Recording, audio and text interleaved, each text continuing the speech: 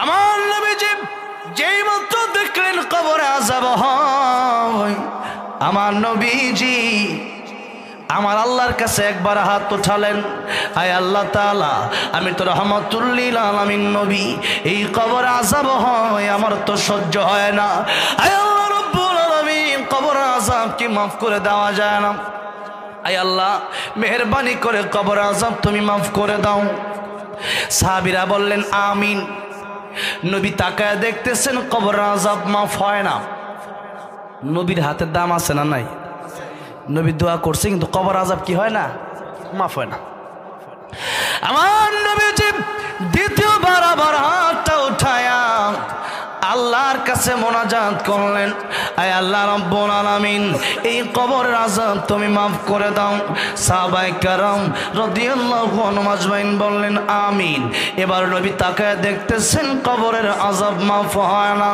নবী তৃতীয়বার হাত তুললেন, হাতটা তুলে নবী আবার দোয়া করলেন, আয় আল্লাহ রাব্বুল আলামিন, এই কবরের আযাব তুমি মাফ করে দাও। কিন্তু এখনো কবরের আযাব মাফ হয় না। আমার নবী ডাকতে বলেন, আল্লাহ রাব্বুল আলামিন, কবরের আযাব কেন মাফ হয় না?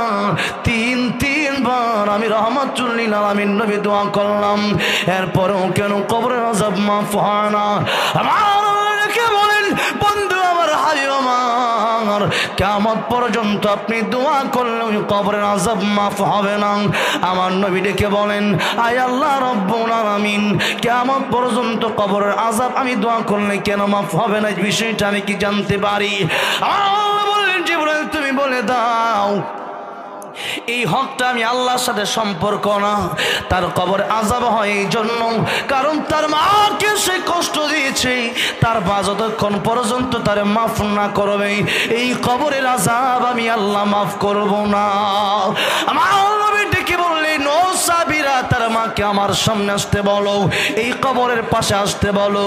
তার মা যেই মুহূর্তে কবরের পাশে আসলেন, আমার নবী ডেকে বললেন, ও মহিলা, এই কবরটা কার, তুমি কি চিনো নাকি?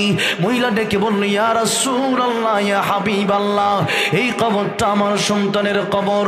নবী আমার ডেকে বলেন, মহিলা, এই কবরটা যদি তোমার সন্তানের কবর হয়, তুমি কি চাও তোমার সন্তানের কবরে আযাব হয়? মহিলা, তুমি যতক্ষণ পর্যন্ত মাফ না করবা এই কবর আযাব বন্ধ হবে না। ও মহিলা, তুমি কি তোমার সন্তানকে মাফ করে দিতে পারো না? মহিলা ডেকে বলল, ইয়া রাসূলুল্লাহ, ইয়া হাবিবাল্লাহ, এই কবর আযাব হলে হোক, আমার সন্তান হতে পারে, তাই কি হয়েছে? আমি মা, তারে আমি মাফ করব না। আমার নবী কষ্ট পেয়ে গেলেন, মহিলা কেন মাফ করবা না? মহিলা ডেকে বলে, ইয়া রাসূলুল্লাহ, ইয়া হাবিবাল্লাহ, স্ত্রীর কথা শুনে আমার কি রকম মানসিক অত্যাচার করেছে, কিরকম ভাবে আমার পিটাইছে, এখনো সেই মায়ের, এখনো সেই বাড়ির দাগগুলো এখনো পিঠে আছে। ইয়া রাসূলুল্লাহ, ইয়া হাবিবাল্লাহ, আমি তারে মাফ করব না। আমার নবী কষ্ট পেয়ে গেলেন, ডেকে বললেন, আল্লাহ রাব্বুল আলামিন, আমার আগের দোয়া তুমি কবুল করো নাই, এখন আমি আরেকটা দোয়া করব, তুমি কি সেই দোয়াটা কবুল করবা না? আয় আল্লাহ রাব্বুল আলামিন, তার মা আজকে তারা মাফ করে না। আয় আল্লাহ, আমার যেমন তুমি কবর আযাব দেখাইলা, তার মাকে তুমি কি একটু কবর আযাব দেখাতে পারো না? আয় আল্লাহ, তুমি ইচ্ছা করলে তো পারো। আমার আল্লাহ ডেকে বলেন, বন্ধু আমার, হাবিব আমার, আগের দোয়াটা যদিও কবুল করি নাই, কারণ হকটা আমার সাথে সম্পৃক্ত না, হকটা তার মায়ের সাথে সম্পৃক্ত, কিন্তু এখন দোয়াটা আমি আল্লাহ রাব্বুল আলামিন কবুল করে নিলাম। বিনিময়ে তার মাকে আমি ওই পাওয়ার দিয়ে দিলাম, কবরের আযাব দেখার মতো ক্ষমতা আমি আল্লাহ তার মাকে দিয়ে দিলাম। জোরে বলেন আল্লাহু আকবার। এবার মহিলা তাকে দেখলো, যেই মাত্র কবরে আযাব হয়, একটা চিৎকার দিয়া বলে, ইয়া রাসূলুল্লাহ, ইয়া হাবিবাল্লাহ, কবরে আযাব বুঝি এত কঠিন? ইয়া রাসূলুল্লাহ, বুঝতে পারি নাই। ইয়া রাসূলুল্লাহ, কবরে আযাব বুঝি এত কঠিন? ইয়া রাসূলুল্লাহ, ইয়া হাবিবাল্লাহ, এই কবরে আযাব হয়, আমি তো সইতে পারলাম না, দেখি আমার সন্তান কেমনে সহ্য করতেছে। ইয়া রাসূলুল্লাহ, এই মুহূর্তে আমার সন্তানের সমস্ত দেওয়া কষ্ট আমি মা হইয়া তারে মাফ করে দিলাম।